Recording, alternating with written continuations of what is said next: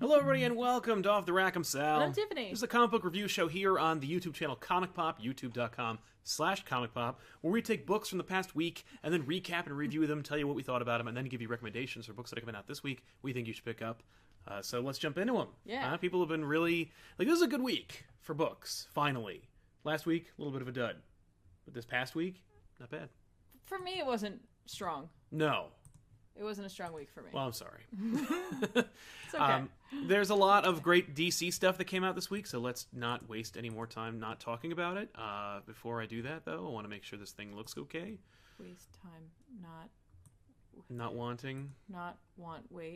Wait, not nodding. Yep. While you're working on that, go doesn't ahead. matter. Oh, I was gonna say, like, I was before we went on, Yeah, like, please. live. This is a Stormtrooper hat, but like, whenever I wear this, all I can think of is Greg Capullo. Mm-hmm. Yeah, I was like, I want to make sure I say it right. Yeah. And his like his icon, or like his like Yes, his logo. His logo. Like that's what it makes me think of. And I'm like, it's like I've got his head on my head. His Yeah. face is on my head. Oh. Should make a hat of him. Well, it is pretty cool. They should make a hat for him. Like, he should brand himself more. And then he could wear his own face on top of his head. I mean, it's already above weird his own enough face. when you're standing in front of his own gigantic banner at cons, but... Anyway. So, the first book we're going to talk about is, of course, Justice League Annual Number 1, which was done by Scott Snyder, James Tynion IV, Yeah. and I think it was just only a couple of artists, but let's talk about who they are. were. Daniel Sampry. That's it. That's it. Wow. Very consistent, I gotta say, by the way. I didn't feel like there was... It occasionally felt like there were a couple of different artists on it, Yes. but like in a... Not in a distractingly terrible way or Okay. anything.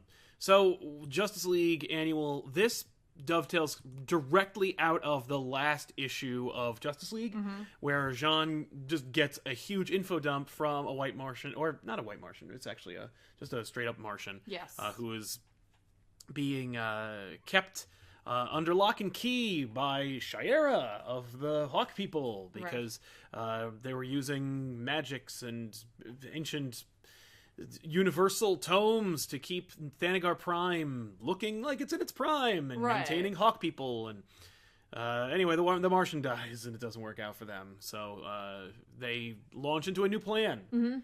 And that plan is instigated by the recently brought back into the forefront character Starman. Yes, which I missed a lot in between. You didn't. But you know what's funny? They is, didn't like, really have a lot. It's more just like, it felt like there should be more. Right, what I was going to say is, like, I missed a bunch of issues, but then when, like, I picked this up, like, the annual does a good job of being an annual. Yes. Where it's like, luckily I knew basically what was going on. If I had no idea, like, if I hadn't been reading it all that, I would have been completely in, like, the deep end of the pool here. Totally. But I thought they did a nice job of, like, all right, if you skipped a couple of stuff, like, a couple of issues, you're probably going to be okay. Yeah. It does a really nice job of making No Justice relevant again. Yeah. While also kind of, like, still reminding you, like, don't forget, Dark Knight's Metal really screwed things up. Did you buy the trade or the hardcover? Because you got to in order to know what happened, and all you need to know is that there's a hole in the source wall. That's big hole. That's all you need. So you really don't need to read Dark Knight's Metal at all. Right? And, and if you were reading Justice League Dark instead, you're very well aware of the fact that there's a big hole in the source wall, because it deals with that too. So, yeah. Yeah, it's actually really interesting. Well, we haven't really talked about what happens in the issue, but the point is, Starman is like on a holy crusade where he's like, we are going to do this, this, this, and this, and then we will fix the hole in the source wall. He's driven. Like, he is driven. It is his mission. This is like his one reason for existing right now. Not only is he driven, but he's also convinced that it's going to work out, which was a little, writing trope to remind you that it's totally not going to work out. Everything is working kind of like in succession with like clockwork-esque precision. It's really working out well until it doesn't. Obviously, this is kind of like the official sequel to No Justice because it plays into everything. The Titans, Brainiac's original scheme, Brainiac getting revenge on said scheme. Yes. Because Brainiac is basically Luthor's like replacement for Joker, because obviously Joker would never work with Luthor. And if you didn't read that, there's a James Tynion IV tie-in Justice League issue in which Joker basically quits. He tenders his resignation from the Legion of Doom. Yeah. And says, like, I'm not going to be in this because I feel like one day 3 Jokers is going to come out and I'm going to have to be involved in that. Yeah, so I can't commit. I can't commit to a major thing like this. Sorry. I feel like that must have been a conversation that Snyder must have had with Johns and other people where they were like, you can't use Joker. He's going to be really important over here and it's going to be like, it's going to be cosmic in nature. You know, like, there's going to be an important thing. Yeah, but here. if you want to write a Joker book, you can go write your other. Exactly. But, like, get him out of here. Because, like, if you've never seen our conversation with Scott Snyder, in which I talked to him for, like, 2.5 hours, Snyder dropped a bunch of hints and a bunch of teases, and one of the things he said was, if you talk to him before the book comes out, while he's writing it, he will incorporate your ideas or your thoughts or your requests into the story. So I feel like Joker getting out of there. Like, Joker was in the book in the beginning so that we could get rid of him.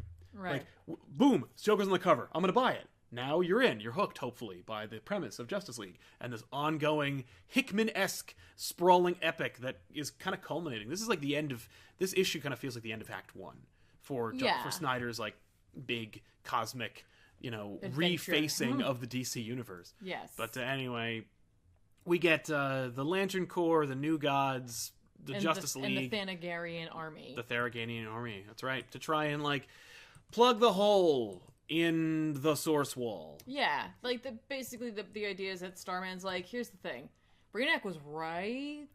Technically, but he did it wrong. He was correct, but like he was missing a key component, and since you guys got rid of the Entropy Titan, they can't complete the source wall healing. Like, that's what the Titans were there to do. Right. They were there to seal the source wall, not just destroy Earth, which was just going to be an unfortunate casualty. They just had to get enough energy so they could go do it, because that's their job. That's their job. And like, Starman's like, but it's totally cool because I can funnel that energy. Exactly. But I need a conduit. So he plans on using Kendra Hall, aka our Hawkgirl. Man, by the way, in the last Justice League, there's a point where Thanagar Prime kind of falls away, and then there's this big moment where you're like, oh no, we're going to fix this problem with Shiera and Kendra, and I think Starman grabs Shiera and touches Kendra, and you're like, oh, we're going to merge them, finally. Yeah. No, I'm going to take a piece of her soul and put it on you. Still 2 different characters. Still 2 different Hawkmen. Or Hawkgirls. Okay. Like, okay, fine. Anyway, so Kendra's important, so they because of her wings. Yes, her wings are like a portal or a dimensional, like, tuning fork, which I think or they lightning also rod. Established in No Justice. They totally did. Yeah. Oh yeah, no, big time.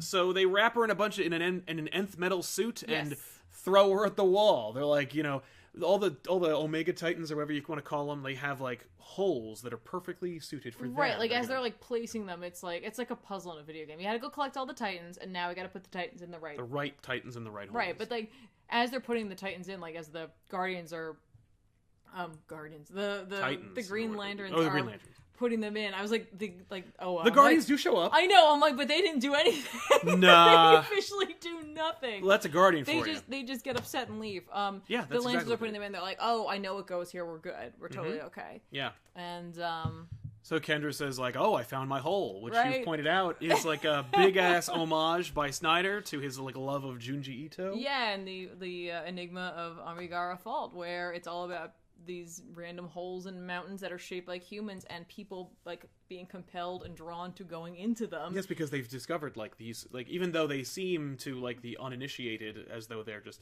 people outlines. Yeah. Those who are called to it have like they found their hole and they have to go into it, and they come out the other side, and it's horrific. But like as soon as I saw that, I was like, ha, good call, Snyder. Ito, great. Now I'm like, what will she come out on the other side? Which I was God. like, that would have been kind of cool. Agreed. Like, what do you come out on if you go through? Yeah. What happens? Yeah. But anyway, instead, Jean makes her like a heaven she doesn't get to use. Which is it's a sweet idea, and like I liked that they threw that in, because it gave you all the more like, oh, this might actually work. They might actually just get rid of Kendra here, because it's like, that's messed up. Like, that they're conscious. Yeah, well, and plus like, you have 2 Hawkgirls. Why wouldn't they just get rid of one of them? Right.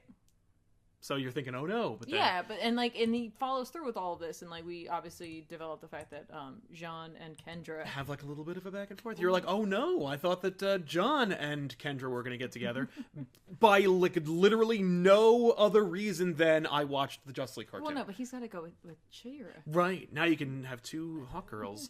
But yeah, so she kisses John because she's also like, I've lived 1,000 lifetimes, and like, she's almost like metatextually being like, I normally hook up with John in the thing but I wanted to own this experience. Well, she says she's with Carter. She's like, I've been with Carter so many times, but like, I'm so sick of like the universe telling me what I need to do. Exactly. So now let me go be in the hole that the universe tells me I need to fit in. But yeah, so ultimately they whiz the plan. The whole thing falls apart. Well, they don't whiz it. Well, no, they're doing everything right, but then the Legion of Doom shows up. And like they whiz it for them in a way that only super villains with these types of egos can, where it's just like, no, I know what's better, and I can totally control the uncontrollable force. Right. Which I appreciate. Like, they're being, like, very standard super villains in that way. They show up, Brainiac's there, it's revealed that, like, that Luthor, I guess, brought him back, or he came to him, or... Yeah, Luthor brought Starman back. Or Brainiac, yes. And, Brainiac's like, here's the thing, like, you messed up, Luthor. There's 7, like, powers that you need, and you only had 4 of them, so we need to get the last 3, and Starman's the key because he's got them all. Right. So we need to go there, and I'll take control of his brain, and then I'll use it, and we can bring back, Perpetua. One of the worst named new ideas in the last 10 years. Well, obviously, as you could tell, I couldn't remember what it was. I was like, Well, because it's so inane. Okay. Perpetua is this, like, big cosmic god thing that Snyder created for this event or the story. He's been teasing it literally since the first issue of the new Justice League book. So if you don't know who it is, I don't blame you, but also go back and there are like breadcrumbs that imply they literally straight up say Perpetua is the thing. And I'm like, Perpetua, really? Like perpetuation, but it's like a freaking name. Okay. And they're also implying that, like, maybe she was before the new universe, that, like... She created it, and, like, Krona saw her hand or something. Like, so anyone who has theories about Dr. Manhattan, throw that right out the window, because Perpetua, this new idea she's the mother of creation. Well, whatever. No, she's the mother of the Monitor and the Anti-Monitor. Right.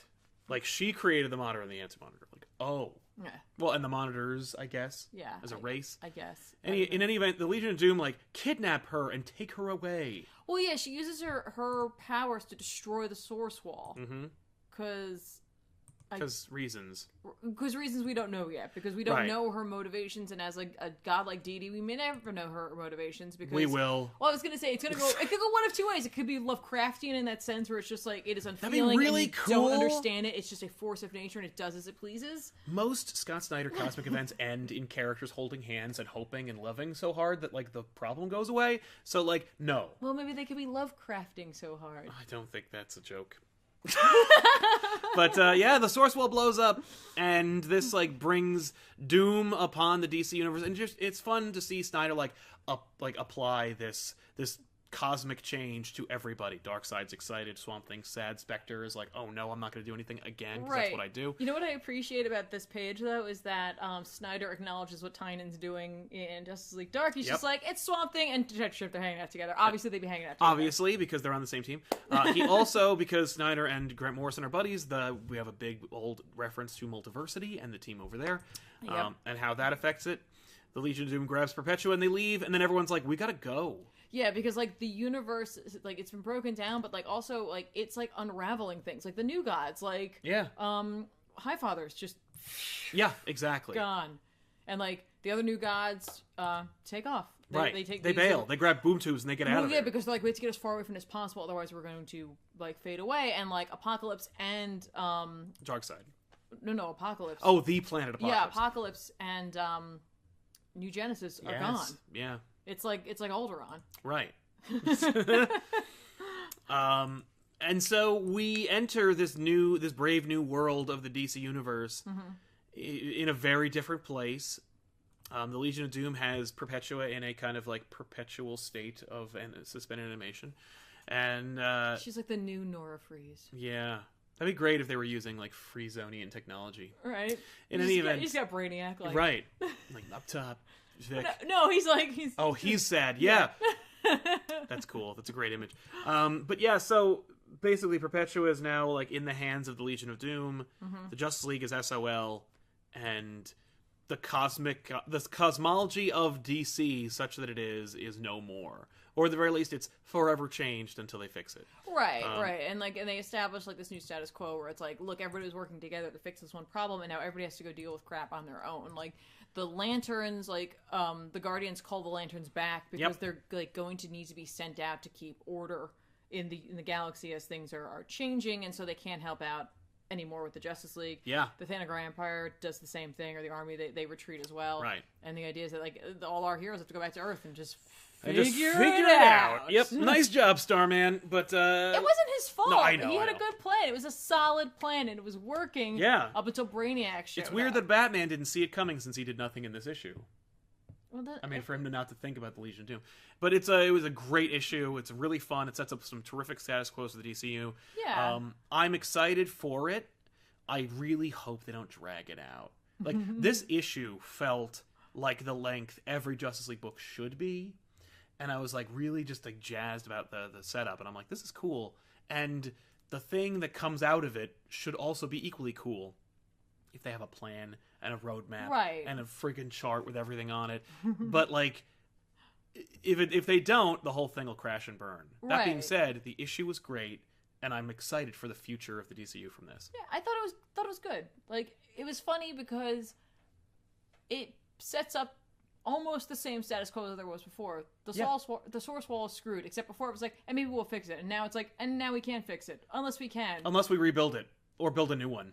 Right. So, which we will. It was weird because this, like, in some capacity spun its wheels, but completely didn't on the other hand. Exactly. And it's like, he told us this, like, cool story that, like, if you're jumping on for the first time, you might be a little lost, but you'd be able to, like, hopefully continue on from this. Yeah. And it allows other creators to play with the world he's crafted instead of he just fixed it immediately. But at the same time, I was like, okay. Okay, but, like, now what? Yeah, like, you better have a plan. I honestly could have, like, the plan was so detailed in the beginning, and there was so much setup. So much setup for this plan, and I'm like...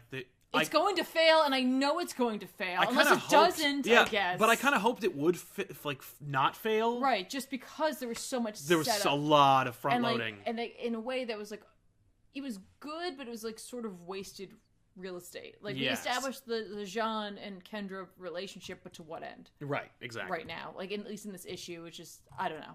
Yeah, but it was good. It was good. I'm not saying it wasn't good. It was just... It was good. Yeah, no, good stuff. By the way, if you are wondering about Dr. Manhattan, I would let go of the Dr. Manhattan theories for the rest of your life. I would drop it. Because, like, don't be surprised if Dr. Manhattan has nothing to do with anything until, like, I don't know. He will not be joining us for the rest of his life. No, exactly. Especially because Doomsday Clock will never end. Pricey 8040 the Super Chats, which, by the way, if you want to participate in the show yourself, you can always use the Super Chats to have your question or whatever comment read on the show here. It helps us keep the roof over our heads and everything like that, which is why we encourage to use it. Pricey 8040 says, my mom just finished up her first volume of Saga and Spider-Man Blue. Nice. That's amazing! Now I'm going to go back to read more Watchmen. I'm this close to getting my mom into comics. If you use books like that, you will be this close. You will actually have That's succeeded. That's incredible. Yay! And also, your mom's really cool that she likes Saga. I know. Your mom's really cool. That would, yes. That's very cool. My mom would not be. Mr. Roboto, with success of Aquaman movie, hope for Aquaman and the Other, maybe a resurgent of the book. I doubt it. This is a book called Aquaman the Others. Never title your book Obscure Character and the Rest. No one will buy it, just like no one bought Aquaman and the Others. And for both of you who did buy Aquaman and the Others and say, I bought it, I say to you, it wasn't enough of you to keep the book afloat. Pun intended. Yes. I remember talking to a comic book retailer when that book launched, and they were like, this book is dead on arrival. He had 1,000 copies left over. Like, he had a long box full of that book. Why and did he was he buy just like, so many? Well, because he's a terrible businessman. He also says, the people who can fix the source wall, Blue Lanterns. I mean, like, I was surprised to see that we didn't get, like, the whole spectrum involved. Weird. And Valentino G says, I think he wasn't in the annual, but how awesome is Jarro? That's Starro in a jar. I think Jarro is adorable and fun. I think it's cute that Jarro sees Batman as his father. He's like, Daddy, no. It's really sad and cute. Damien's going to hate him. Right, of course. Because nothing says, like, let's wreck our fun. Like Jarro, putting you're a better son than Damien is. Jarro's a better son than Damien ever could be. That's right. Agreed. I don't know. I'm just making... Yeah, making our own jokes. Making my own jokes over here. It's so, if I can speak briefly about Amazing Spider-Man number 14. Please do. I will sip on my coffee. Amazing Spider-Man number 14 is written by Nick Spencer with art by Chris Bocciolo. What? Yep.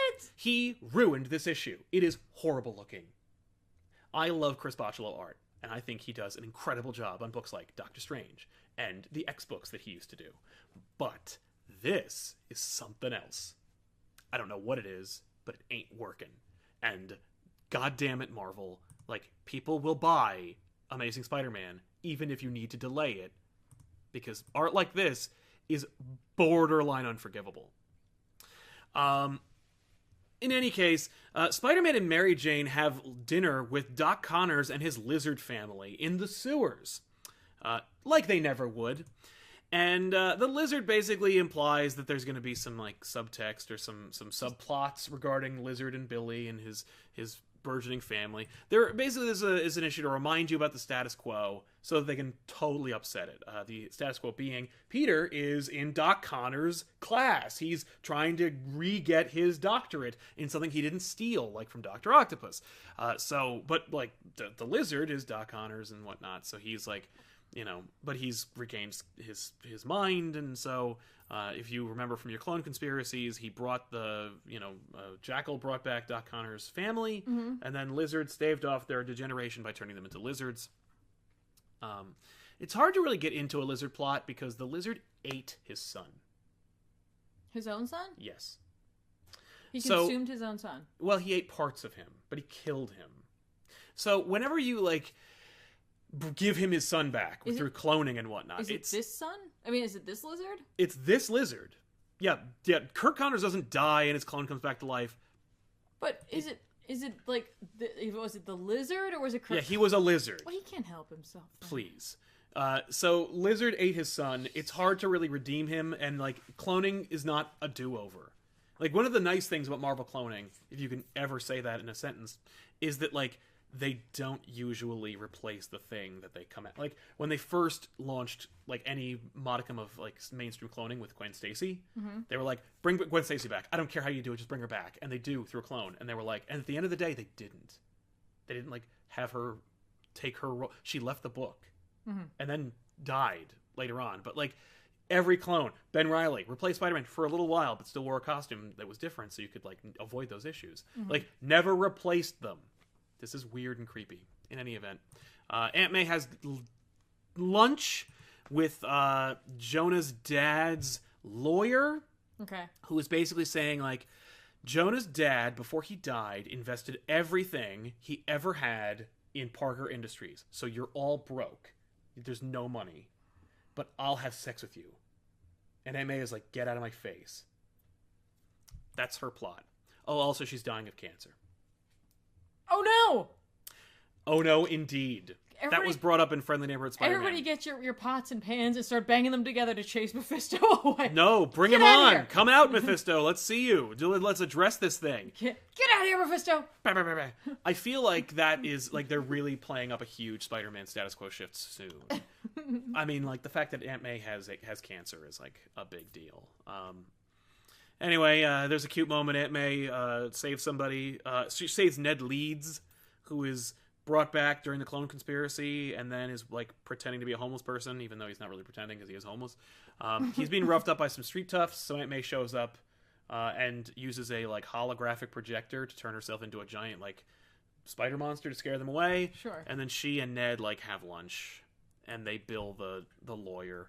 Aww.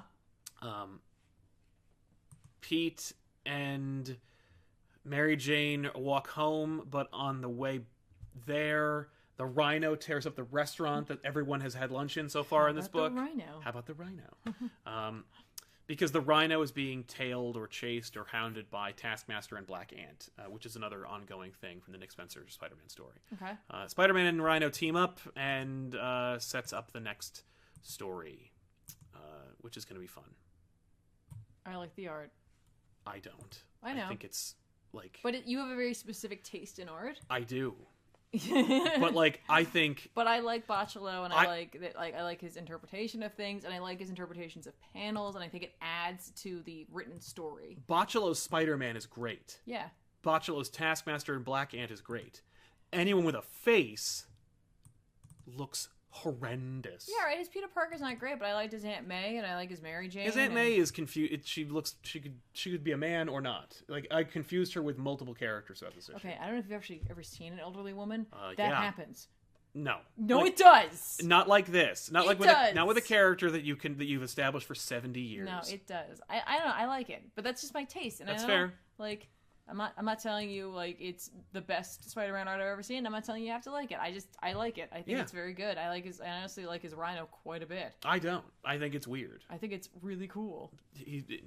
Well, I'm glad you enjoy it. Thank you. The issue was a filler, and you don't need to read it. There you go. It's fine. Yeah. But like I said, if you liked what was it, Way of the Weird? Yeah. It's just like that. Well, yeah, that's exactly it. And I do like that style of art, but I understand why people don't dig it, which is what I've always said about Bocciolo's art. By the way, he doesn't do the thing that you hate, though, where he, like, cuts corners and uses that photos. Drives me insane. That did not happen in this issue. That really bothers me. I would rather him use his white space, like he likes to do. Yes. Which is nothing. Just a blank canvas and then some pictures. In any event, you kind of don't need it, but like, it's fine. Right. It feels weird. Yes. It feels like Spencer wants to get to the point of his arc. Mm-hmm. So this issue is essential, but it's also like, you could probably just read the summary page. The thing I've noticed, by the way, about... Oh, sorry, go ahead. Oh, good. I was going to say the summary pages at Marvel are essential. They are great. They should be the industry standard. The problem is they're written by some fucking intern who doesn't know how to write. Oftentimes. Yeah. The majority of spelling errors and grammatical problems and or punctuation issues I've ever seen in a Marvel comic are all relegated to the info page. I don't know why that is. It's like the editors don't look at that page. It's just you just put it through a Google filter and you're good to go. Right. Either way, you could just read that and you'll be fine. There you go. I was gonna say, they should keep Bocciolo around to design that whole like human centipede. That would be cool looking because he horror is his bag. Yeah. Cool designs are his bag. Yes, and like I said, like I am. Just want everybody to know, because like, a lot of people don't like Bocciolo. I understand it. I totally do. I'm not saying you're totally mistaken, you don't understand. No, I know. It's just a totally, like... It's a different aesthetic. It's a completely different aesthetic, and it's just one of those, like, I dig. Yeah. But I get why people don't dig Here's the deal. Like, and you know what? Like, I actually kind of hope they keep pushing it. Not Bocciolo, but, like, more... Like, Amazing Spider-Man feels so weird because Ryan Ottley is supposed to be the staple artist on the book. Mm-hmm. And because I don't like his art so much on this title, it's like... Humberto Ramos drew it. Bocciolo drew it. Mm-hmm. Otley drew it. I think there was another artist who filled in for them at some point. Just try everybody to get me to feel like this feels like a Spider-Man book again. Because I don't know what it is, but there's something wrong with it. And the Bocciolo page, or the Bocciolo issue felt like, oh my god, you're really trying to get me to like not read this book anymore. Anyway, but like keep trying. Like, okay. Because this issue felt like no Spider-Man issue you've ever read because of the Bocciolo art. Which is cool and also... Which is, like, funny for anyone who picked it up and was just like, this is really neat. Yeah. Pick up next issue. Guess what? It'll never look like that again. What is this? Exactly. But, like, try it, I guess. Keep pushing until you find somebody. Mikey Jesus says, or guesses, says, question for both of you. Quick snap judgment, 1 month in. What is the best and most disappointing book of 2019? Or announcement? Best is Conan! Worst is Heroes in Crisis. Logan Shirley says, Tiffany, have you read Ice Cream Man from Image? Yeah, I read the first 2 issues. I thought it was fun. I thought it was a good time. Had by all. I think I should just pick it up and trade. Personally, at this point. That's how it works. But, like, yeah, fun, really fun concept. Yeah. Logan's pitch is that it's Twilight Zone meets Stephen King's Dark Tower series. Yeah. So I agree with that. Spider-Man. I guess I recommend it, by the way. Okay. You want to do Doctor Strange? Yeah. So last week, Doctor Strange 400 came out. It's Doctor Strange number 10 for Mark Waid, but it's legacy numbering for 400, and here it is. And I bought it, of course, in floppy because it was the 400th issue. And I was like, I might as well have the physical copy of it.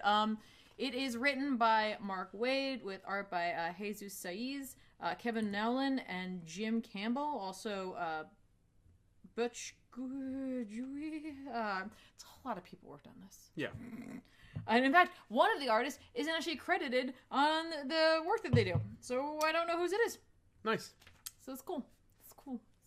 Cool. It's great Centennial. But it's all written by Mark Waid, which I was kind of surprised by, because sometimes when you see these books where they have got little filler stories in the back, because that's what this is, the main issue that you've been reading, and then there's 3 stories that back it up. It's usually how it works in an annual or in a Centennial issue. And they're all written by Waid.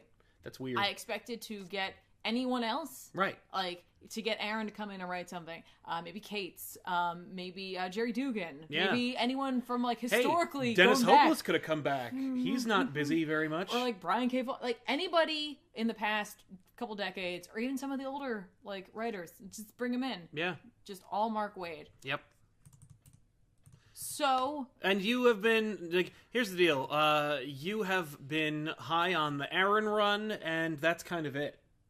I really like the Aaron run. I really like that one issue that Jerry Dugan wrote for the Defenders. The Defenders book. Which, when the hell's that Kate's finishing? Is fine. Kate's is fine. Kate's is right? fine. Kate's had to come in and fix the what other Hopeless stuff. did. So it's kind of like, yeah, and I really didn't like Dennis Hopeless. And Waid, I've been on the fence about because I just want to read Doctor Strange. I'm kind of to a point right now where I think it's time to put Doctor Strange to bed. Yeah. And to just let it come out as, like, graphic novels. Which is killing me to say out loud. Right, because, like, it's been a long time since Doctor Strange was a monthly series. Yes. The issue I have is that this is not a horrible book. No. It's just not what I want, and it's not compelling to me. And maybe it is to other people, but it just feels like a rehashing of the same things happening over and over again. Mm-hmm. Right, and do you think that's the failings of the monthly format, where it's like, well, yeah, but like none of us understand Doctor Strange, so we're just going to keep rehashing the same ideas over and over again to keep the book coming out. I think the issue is they gave it to a writer who didn't have a strong story.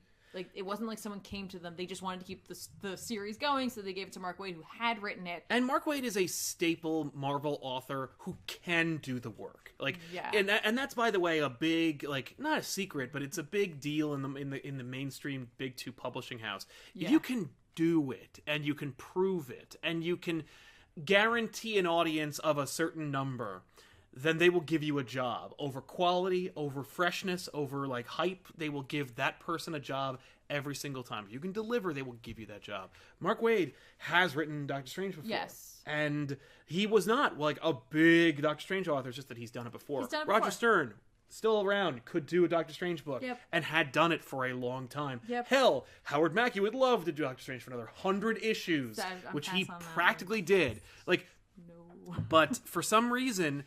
and I know exactly what it is. Mark Waid is on retainer at Marvel, and they were like, we want to keep the book out. What are we going to do? Yeah. Like, we got to give it to somebody. Last issue, they set up that the Ancient One returned. It was like, whoa, the Ancient One's here, and he's like, comes to learn from Strange. Yes, I remember that. And it's like, how is this possible? You became one with, like, whatever. And then it's like, yeah, but here he is. And it turns out that, like, this, like, dude, like, attacked him and, like, he pulled him out of time. Oh no, like, out of, like, everything, and then, like, his spirit, and pulled him into a physical realm, and then used this crazy demon thing to pull, like, a thing out of his body that was his knowledge, because, like, this thing could find anything and everything, and so it's just like, here you go, magic has a price.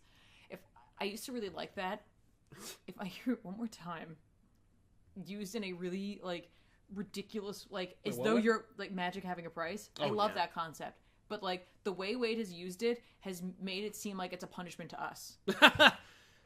How so? Like, where it's just like, look, magic has a price. We got a story we have to tell. Right. I listen, I would love to just tell stories about Doctor Strange, like, banishing demons and kicking ass, but, like, magic has a price now, and so we gotta tell, like, meandering stories in which Doctor Strange can't do any of the cool things because magic has a cost. Right, and honestly, this is what is so perplexing about this book in particular, because you got the Waid main story, 3 Waid backups. 3 Waid backups, yeah. the Wade main story, Strange is acting in like as though he were a novice in a way, not like in his knowledge, but in his like mistreatment of things and like his understanding of the concept that there's a balance. Because he's like, I'm beyond that now. Who cares, fart? And I'm like, what? And then in the backups, one of them is a retelling of his origin, so it's like you can't really count that. But the other two are much more like, here's Doctor Strange, a knowledgeable like man who like has like the ability to go from place to place and solve problems, and he knows how to fix things, and you know what I mean? I'm like, I don't understand what Wade is doing right now.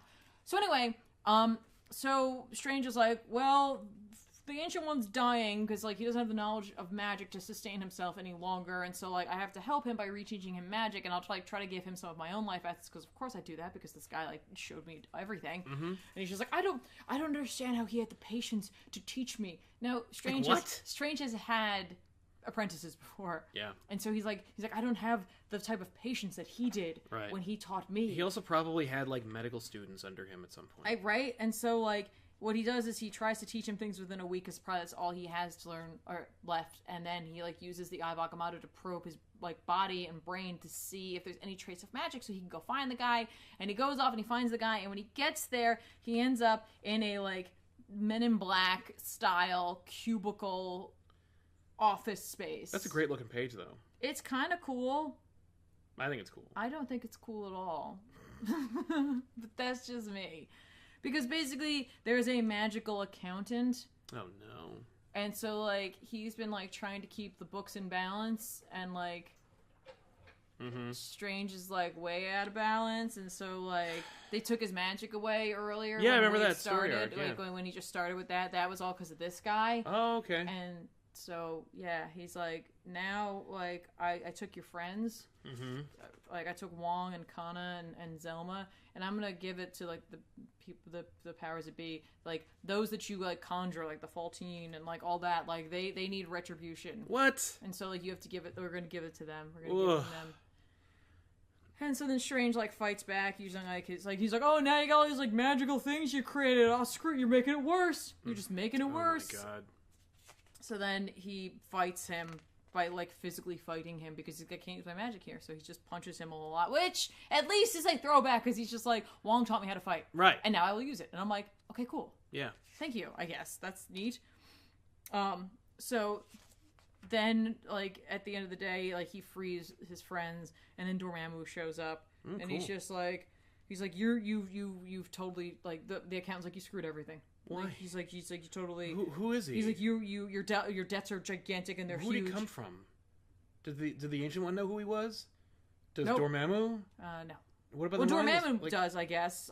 Does Mordo? Oh, he's not there. You know what I mean? Like, I know. Where did he come from? That's what's so frustrating. What the hell? Is he's just created a thing that he thought was kitschy and cool and fun, and maybe he'll have like some sort of crazy explanation of it. But seemingly, it was just, wouldn't that be neat? Maybe Dormammu will kill him and erase that whole area. Well, no. Instead, Dormammu's like, haha, like, you know, you screwed up. We're taking over. The Faultine are going to destroy your planet. Does Dormammu work with the Faultine? He is one. Okay. And so, yeah, they're screwed. And, like, Strange is like, we're gonna lose. It's all over. And I'm like, it's not. You're just doing that for dramatic effect. Yeah. It's fine. The backup, the other backup story that's in there that isn't his origin, there's two, and I like the other two. They're really, I think they're really fun. Strange is summoned to, like a Far East, town someplace. And there's a guy there who, was going to be an apprentice of Strange. To be an apprentice of Strange's. Don't forget, I said earlier, he didn't have the patience to have an apprentice to train the Ancient One. He's like, I don't know how he did it. Right. This guy, he wanted to train under Strange, and Strange wouldn't take him on because of like his attitude and like his recklessness. Because like this guy had these like magical like stones and what have you, like not infinity things. Nope. But just another thing.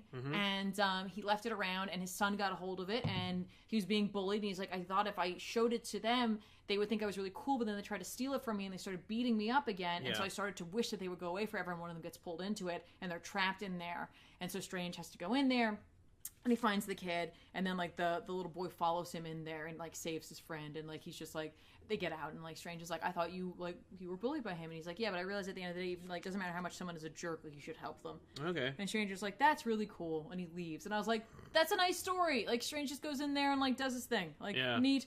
And then the other backup that isn't the retelling of his origin, which is just the retelling of his origin, is it's a fun, beautifully, like, rendered, very short story about Nightmare. Oh, all right. Nightmare is, like, being haunted by the voice of Stephen Strange, saying that it's like, this is the last, like, you know, like, I'm coming for you, I'm tired of your schemes, like, oh, you're trapped in this, like, crazy corridor, and there's one doorway that'll let you out, you have to find it. And he keeps going through all these doors, and he's just like, you said there was one door. He's like, I lied. And then he, like, wakes up. Nightmare fell asleep. Yeah. And, like, his forces were like, oh, I'm so sorry, like, we were, like, in such a battle that we thought that you, like, you should sleep because you seem so tired. Right. And he's just like, I told you to never allow me to sleep. Oh. Like, never, ever. And he, like, kills one of them. Okay. Like, never let me dream. That's cool. And I was like, that's cool! I don't understand how Wade can craft a short story like that, and we're getting... The main story just isn't as strong for me. I don't know. Maybe it's because they're short. That could be it. It's just more interesting. Yeah. You know? And it's like he's so beholden to this concept that we've gotten past already. Right. And I don't get that. I don't know. So, I don't know. There you go. Weird. That's it. That's all I got. Awesome. And so is it a recommend for me? No. No, it's not, but it's just, I recognize that it's not for me. Exactly. It's not but for who's me. it for? I don't know. But there might be people out there who dig it. But, like, I don't. Right. David says Marvel needs an Aunt May immortal book, as she is. Yes. She's a creature of myth and legend. Make her Herald of Galactus. She was before. Just do it again. Troy to the Max says, hey, or saying hey, to the best looking comic couple on YouTube. Well, thank you. That's very nice of you. Thank you so much. At least 50% of us. Oh, it's you. Oh, it's Aunt May should go to hell, and, like, Johnny Blaze will give up the throne of hell, and yes, Aunt May give it can to rule. Aunt May. And she can just torture Mephisto. You poor dear. She just force feeds him wheat cakes. So, okay. Moving on to the countdown to issue 1000 for Detective Comics number 997. Detective Comics number 997 is written by Peter J. Tomasi with art by Doug Mankey. It involves Batman and Thaddeus Brown, a.k.a. the original Mr. Miracle, escaping from a death trap sprung by the composite Batman monster. Yes. They free themselves, and then Batman defeats the monster. Yeah. And also cracks the mystery about who is tormenting them. Or seeking revenge against Batman by destroying his formations, where he came, like everything that he came from. And it's Hugo Strange. Yeah. It's super cool. It's a great issue. Pick it up. Check it out. Yeah. That's all I could say. It's just really cool. There you go. It's just a great issue. Marvel Knights number 6 came out. It's the end of the Marvel Knights book, and it was a total waste of time. It was a completely shitty book. It was not worth the fanfare of, like, calling it Marvel Knights and being like, hey, Marvel Knights turned 20. That we owe literally our value in Disney's eyes to Marvel Knights. Let's make this miniseries. Right. I'm Donnie Cates, and I do everything. So I write the first issue and the last issue, and I'll have somebody else fill in the rest. You could have the whole thing be one issue. It doesn't make any sense. It doesn't work. When did it take place? Maybe after or before, whatever the thing is that uses all these characters and needs their status quos to be such that they are sitting there. Maybe it's an alternate reality. It's a what-if book. Either way, the machine that made everybody forget who they are, they built it because, like, they caused the end of the world. And they asked the Sentry, who shouldn't be in this book, but he is, to guard it from them. And we get a little Matrix twist. This is the 7th time that they've woken themselves up and gotten themselves here to ask the Sentry. And then this time they, like, use the Hulk, even though they probably used the Hulk the last 6 times. And maybe this is just completely out of continuity then, because Kate should know this, because Kate's brought the Sentry back, and then they had that mini where where the Sentry became one with the Void. Yep. So. Yep. Here's the deal with this book and how unessential it is. I read the first 4. I forgot about issue 5, and I read 6, and I didn't miss a damn thing. Oh. 6 issues. There's 8 of House of M. And that book needed 3. That's a shame. it's a damn shame. There really is, only because of the fact that like the Marvel Knights imprint is cool. Yeah. It's very cool, and it's very important and valuable to Marvel, even if it no longer has relevancy. I don't think that Donny Cates whizzing it means that the Marvel Knights brand is dead or doesn't have value. Mm-hmm. I think it's just like, this idea sucks. Yeah. And it was a waste of time. Okay. It's too bad, too. So let's talk about some books that came out this week, or that are coming out this week you can go check out this week, that are good, that we think you should check out. I gotta recommend Daredevil #1. I'm sad because like the last run was so celebrated and everybody loved it so much, and then it's like, and Zdarsky's gonna do something totally different. Okay. To the point where I can't even tell you what it's gonna be about because like the preview is classified. Okay.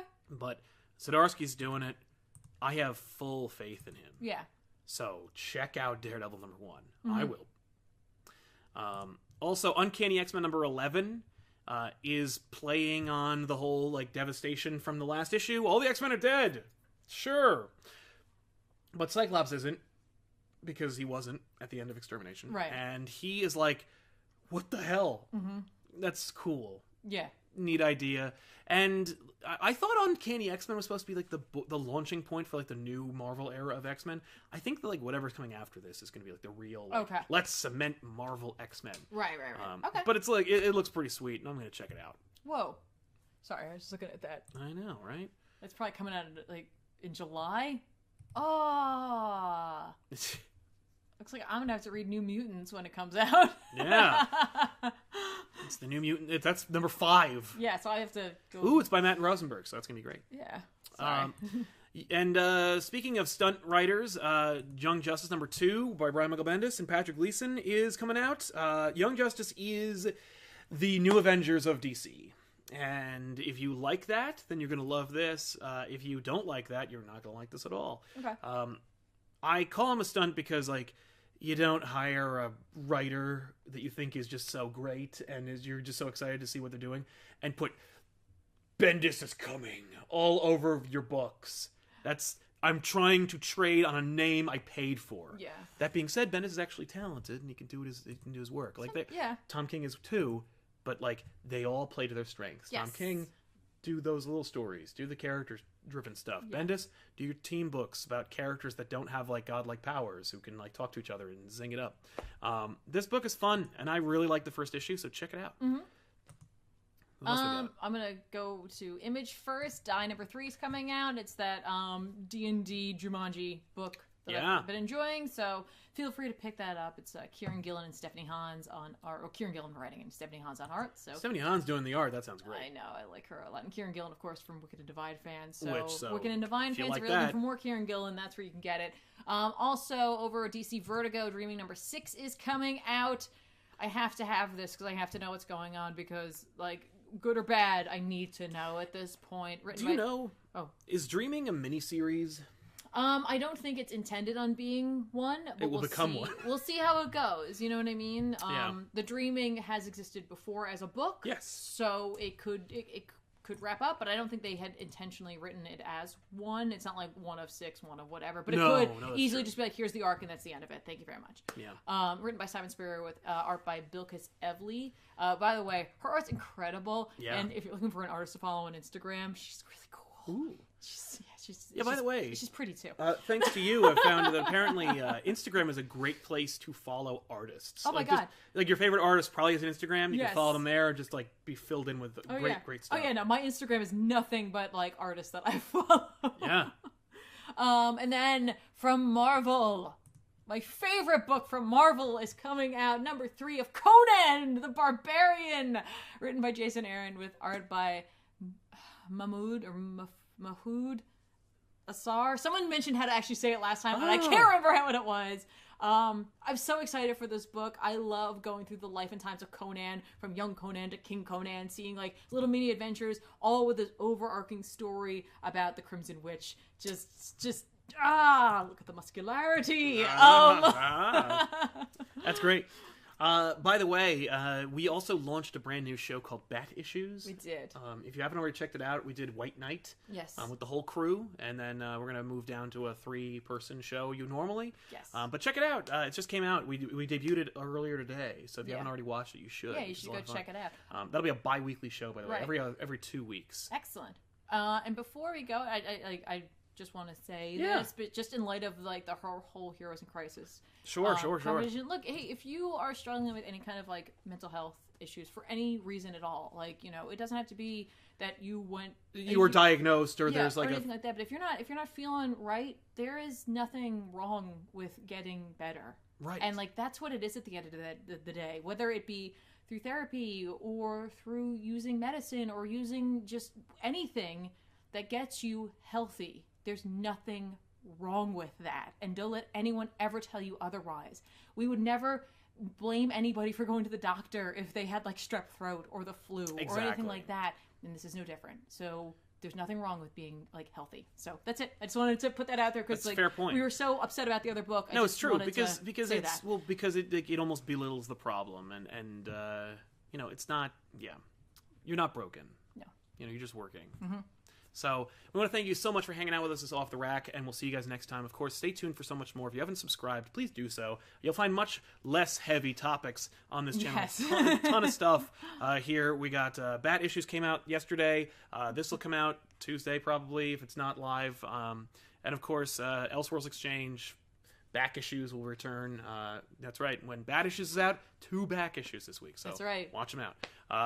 Check them out. Mm-hmm. Watch them and check them out. David says there's a solution for Marvel's Magic issue ideas. I think there is. Yes, I think there is too. I think it just requires a little more planning. Right. You need to have like when you're doing magic stuff or anything, you need to like address it. Yes. And like have a thing. Right. And like you know what it is for me at the end of the day, like Aaron had put the toys back in the box at the end of his run, and then Secret Empire happened and that derailed everything. It derailed everything, and they felt like they had to get Strange back immediately to where he was instead of letting things naturally like occur and let stories happen within that time period. Yeah. So it derailed it all, and now we're back to like trying to tell the stories with Strange without his magic, and so it's just there was not some planning that followed a really strong story. Yeah. So, but I think we can get there. I think you're right. Robert Hicks says, I'd rather give my money to ComicPOP than buy Heroes in Crisis. Robert, I appreciate it, man. Thank you so much. Thank you. Spend your money wisely. Spend it on things you enjoy. There's a thing, I was just thinking about this recently. There are tons of comic book stores that are having major problems with their back issues because comic book retailers are basically saying that, like, new back issues are worthless. So, like, if you are a completist, don't buy it now when it's $5. Buy it 2 weeks from now. Buy it a month from now. Buy it 6 months from now. When it's in the back issues bin and it's cheap. Because you can definitely save some money that way. But it'll also help your comic book retailer to kind of inform their own purchases. Because, like, even if you're not buying a book that, like, everyone, like, you're like, oh, I'm just going to buy it or to have it, they know that they don't have to spend that money on it because they have to spend money to get those books in the store in the first place. Right. So, yeah, if you did pre-order, like, absolutely honor it. Yeah, honor it, but, like, if be upfront and cancel it. Yeah. Rusky9110 says, would you consider Bendis a stunt writer? Yes. DC used him as a stunt writer, and Marvel used him as, like, a work mule. Yes. DC got him for the name recognition, but he has range. He does have range, and he can do it. Yes. If they had hired him for the right reasons, he would be blossoming at DC instead of dividing. Yeah. Because it's Superman, I don't read anymore. I don't read Superman because he's writing it, and it's awful for me. But, like, divisive as hell. Yeah. But if he had been brought in to do something or to accomplish something besides just like, what do you want to do, Bendis? You're hired. You're in. Okay. So, anyway, we got 10,000 characters. Which one would you like? Which 10 would you like? Yeah. So, and Tevia says, Super Sons is better. Screw Bendis Superman. Yeah, and by the way, there's a new Super Sons coming out this week, so check that out. There you go. Excellent. And an additional recommendation. That's right, yeah. So, we want to thank you so much for hanging out with us, and we'll see you guys then. I'm Sal. I'm Tiffany. So long. Bye, guys.